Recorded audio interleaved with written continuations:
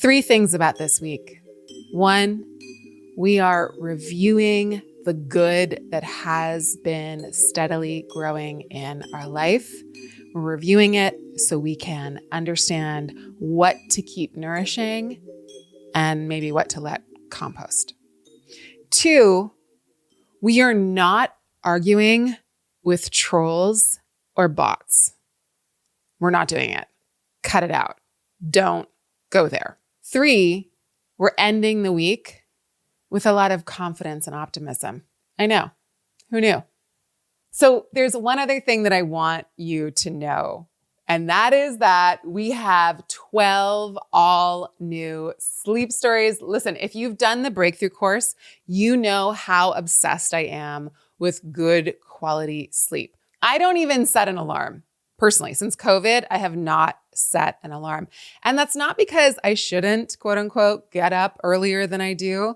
It's because I believe every single moment of sleep is so deeply needed for my entire vessel, my brain, my body, my soul, everything. Like if I don't sleep well, my brain doesn't work well, and then I am useless throughout the day. So sleep is like my number one. I listen to things before I go to sleep or as I'm going to sleep or to put me back to sleep when I wake up in the middle of the night, as I do so often now, especially at this age. And because of that, I know what it's like to need something to listen to. So what we did is we recorded 12 new sleep stories, all based on the 12 different zodiac signs. So I take you on a journey to the temple of each sign, and we go through the properties and the feelings and the qualities of each sign. And I hope you get the best sleep as a result. Hello and welcome. This is the Astrology of the Week Ahead podcast. I'm your host, your astro bestie, Chani Nicholas. In this episode, we are talking about the week of November 10th. Y'all, Mercury is very retrograde. Mercury is very retrograde, and Mercury and Mars are coming together. Mercury is backing up into Mars, and Mars is moving forward into Mercury.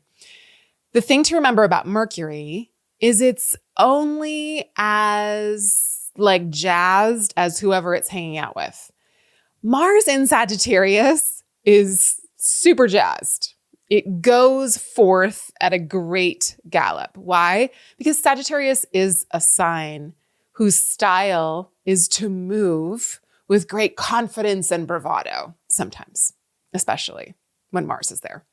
So Mars is doing its job, which is moving, which is creating conflict and a little chaos in the sign of Sagittarius, in that kind of style. So it's going to do it quickly. It's going to gallop forward with whatever it's doing. And that is what Mercury retrograde is picking up on. So a general theme for Mercury and Mars colliding, coming together, is that Mercury is going to be announcing Mars-type issues. What does Mars do? Mars does conflict. Mars is like, oh, you believe that? Well, I believe this. Cool, let's spar. Especially in Sag, because Sag is a double-bodied sign. So there's going to be a lot of, well, this, well, that kind of sentiments. There's not one answer. There's not like one right answer here. There's a lot of different things going on at the same time. It's a very mixed bag. So this is the thing. Mercury is retrograde. This is a good time for us to review something. This is a good time for us to go back to something we were doing before. This is a good time to be like, hold on, I never got back to you. I never closed the loop on that thing. Wait, what did you say the bill was? Hold on, what am I responsible for? How did we say this was going to work? We've got to go back and figure out what systems, what accounting, what formulas, what translations are not translating, are not working, are not correct. Because Mercury does not great in Sagittarius in terms of clarity and facts and specificity. It's going to meander around the subjects that it's trying to fix with great gusto. So as we are backing up into understanding the things that don't work in our life, we are going to have to meet some kind of conflict, or we're going to have some kind of hard conversation. We're going to have to say the thing that is challenging to say, or deal with the facts and the data that is hard to understand, hard to deal with, something that we wish wasn't true. We are going to be declaring what it is we need, want, what the truth is, what our truth is, and that might cause some kind of division in our life. But that's what clarity does. That's what truth does. If we do it with kindness, and I think clarity is kindness, I think without clarity, without truth, we cannot actually be kind. We're just kind of manipulating each other and hoping we'll get away with everything. So this is like, okay, I have to say this thing. It's going to separate us, or it's going to separate me from these people or me from this situation. But that's the reality. That's the truth. So can I deal with that? And then there's this other thing where it's like, we might be going back to something. We might have to be reviewing something. And whatever we're talking about, we should lead with a lot of passion. But if people seem already agitated and irate, let our passion fuel something that can be remedial to that. What I'm saying is this. On Wednesday, everyone might be so agitated. They don't even care about what you're talking about. On Wednesday, we might just be like kind of up to here. We might have had it. That's what happens midweek. That's like the major point of focus for the week. But it's sandwiched with some really lovely marks. On one hand, on Tuesday, there is a mark of nurturance and care, of reviewing the things that we want to grow in our life.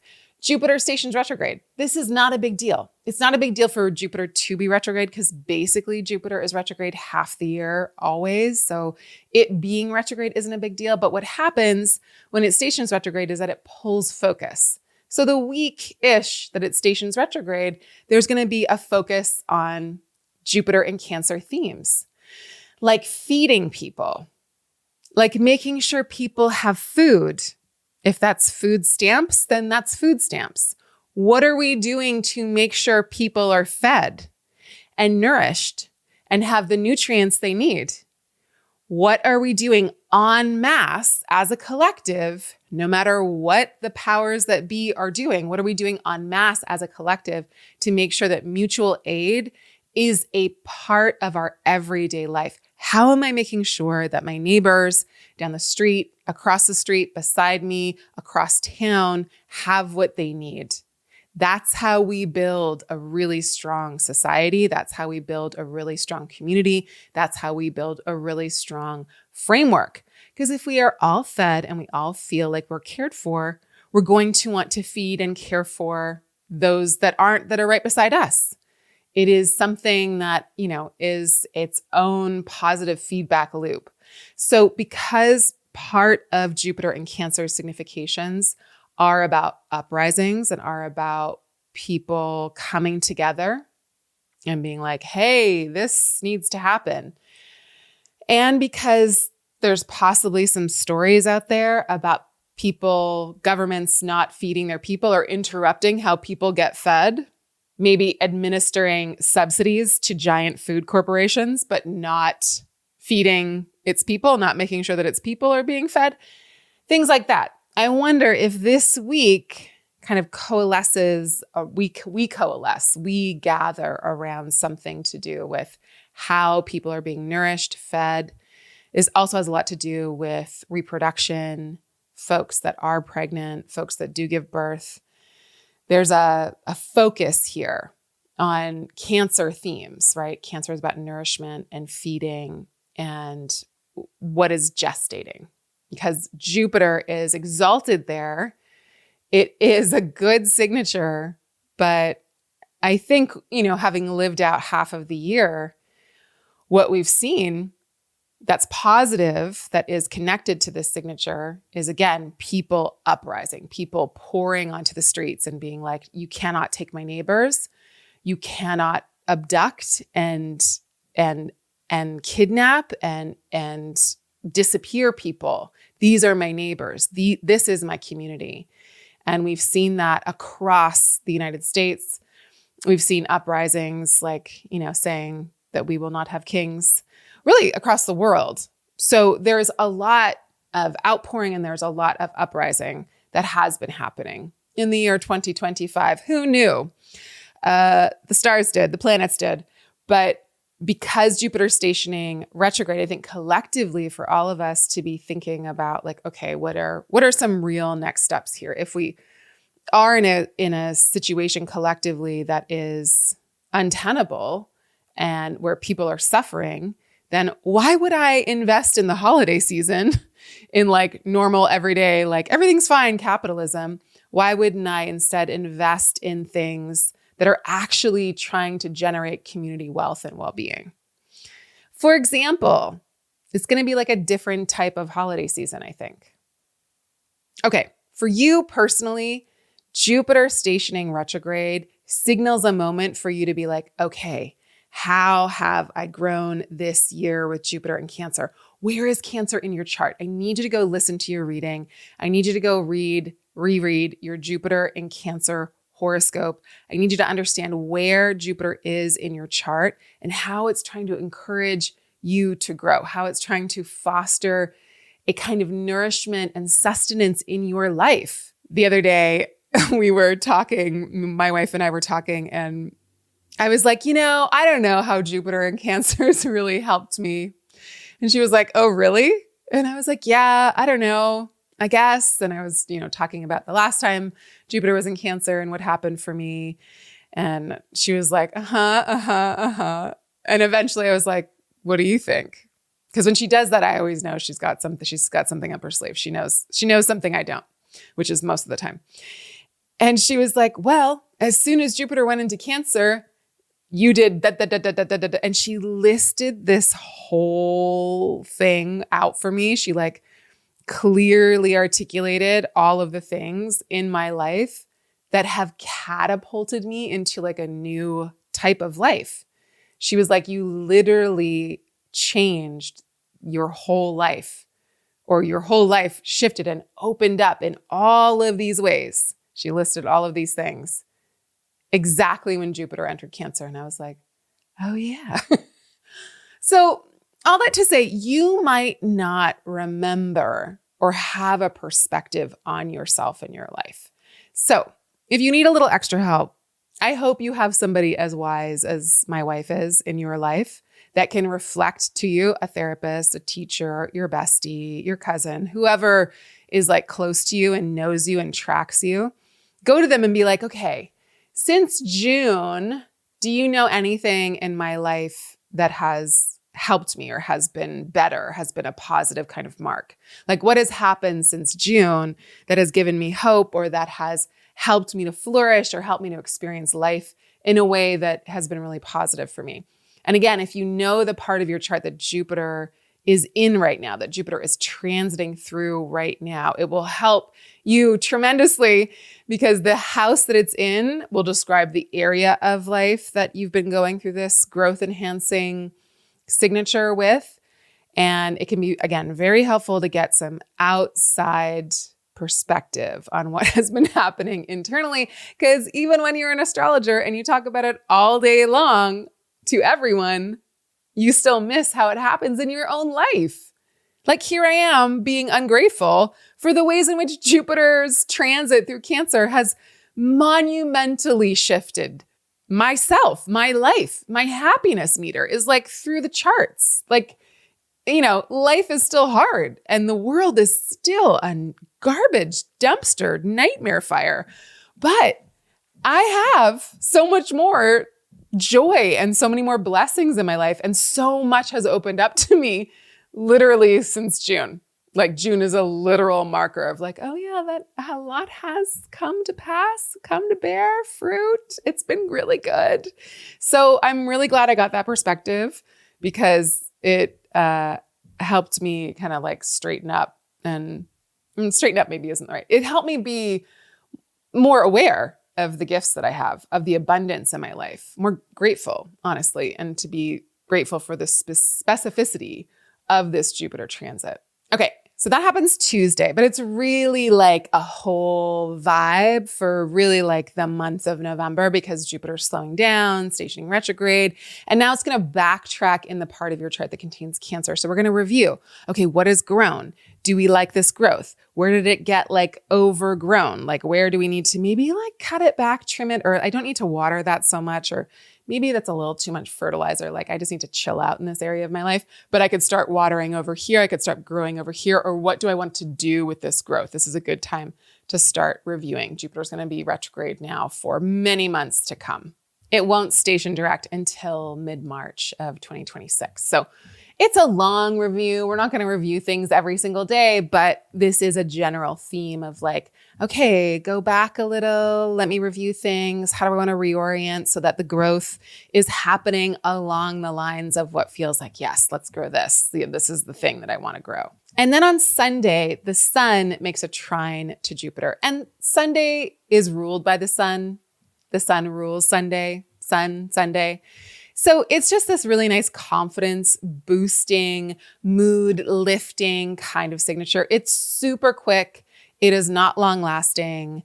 Enjoy the delights of Sunday. The sun is still in Scorpio. It'll shift into Sag next week. So enjoy the depth, enjoy the mystery, enjoy the intensity, but also enjoy whatever is nourishing right now. The sun always trines Jupiter when Jupiter stations retrograde. It's just the natural kind of setup of things. So it's also just a signal that Jupiter is stationing. And it is, again, something that feels like a mood boosting lift. Now we're going to move into our Ask Me Anything, of which I have a question that one of you recorded. Thank you so much. You can record your question in the app. Okay, Astro Bestie, what do you want to know? Hey, Chani. Thank you so much for your podcast. I've learned so much from you. You've talked a lot about the importance of the planet that rules the sign of your ascendant in your birth chart and in the overall arc of your life. But can you talk more about the importance or lack of importance of your chart's rulers, transits through the houses in your chart? Thank you so much. Okay, I think what this question is asking, I think it's saying, okay, for example, I'm a Gemini rising. Mercury rules my ascendant. Mercury rules my rising sign. Mercury is the planet that steers the direction of my life. Mercury, if I'm a Gemini or a Virgo rising, becomes so important in my chart. Why? Because it steers the direction of my life. So I want to know what house and what sign Mercury is in, because the house that it's in is a part of the world, a part of my life that I need to venture into in order to feel like I am living a life of purpose. It is a shortcut. It is a hack. It is like, if you're confused, go read about the ruler of your ascendant in the Chani app. Find out where it is, what area of life it's in. It will tell you so much about where you need to go, how you need to get there, and what will bring you a sense of meaning and purpose and honestly joy in your life. So there's that piece of it. And this question, I think, is saying, okay, so if Mercury is the steers person of my life, if it steers the ship of my life, then does it matter where it is in the sky at any given time? Yes and no.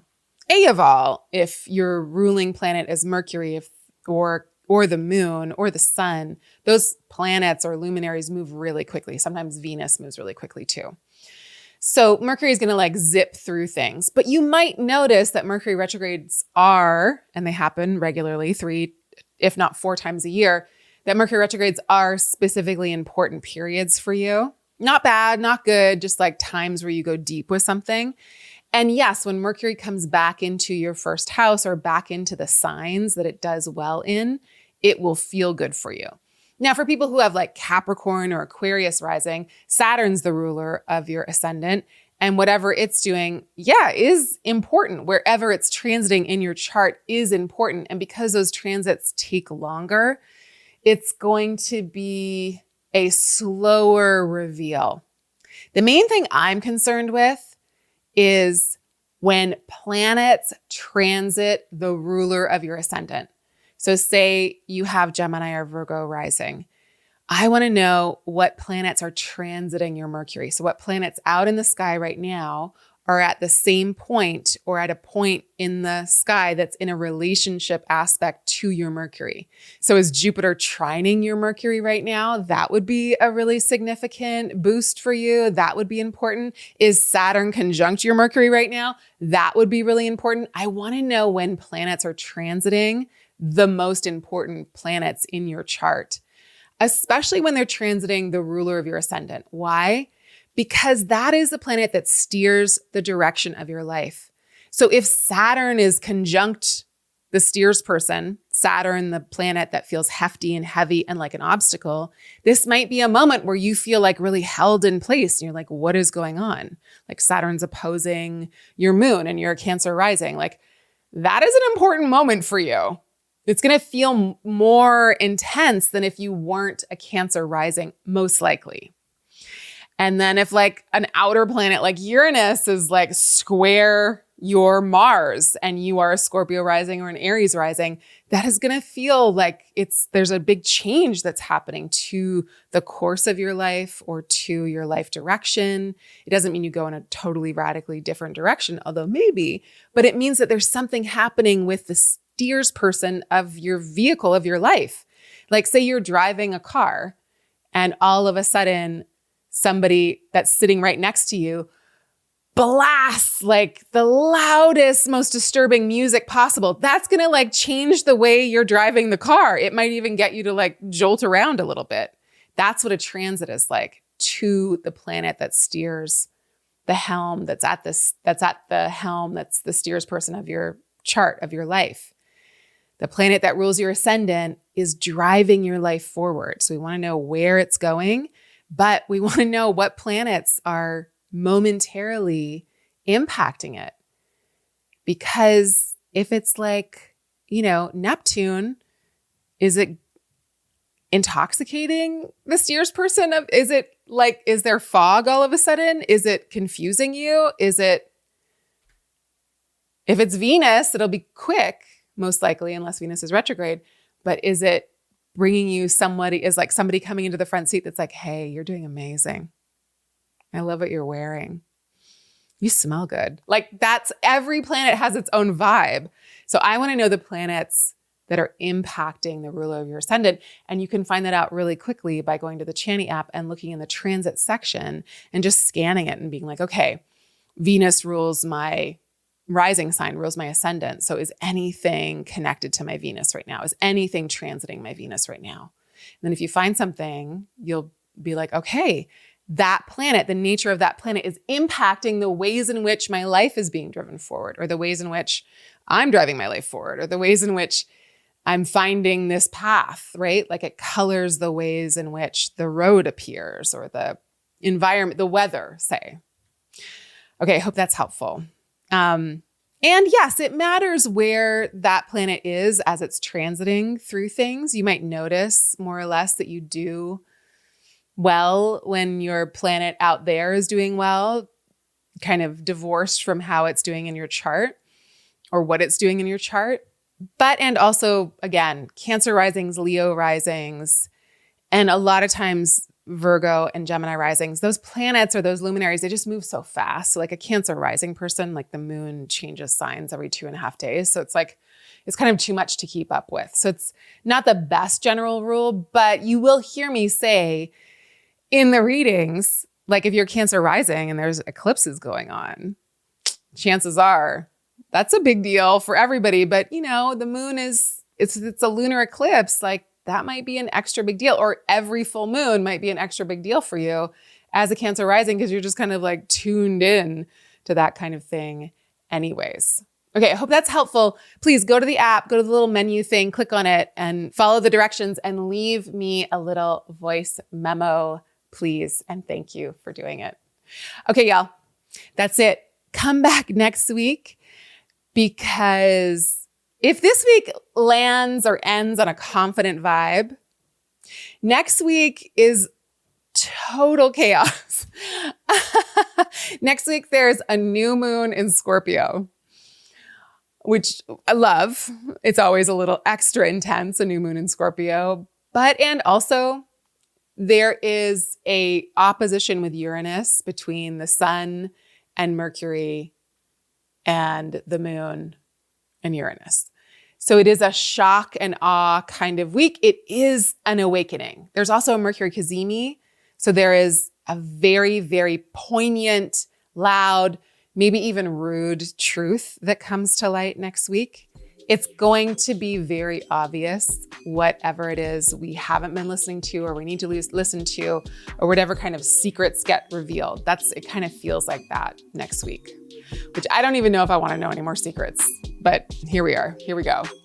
We'll go there together. All right. I'm sending you so much love, so many blessings. Thanks for joining. Bye for now.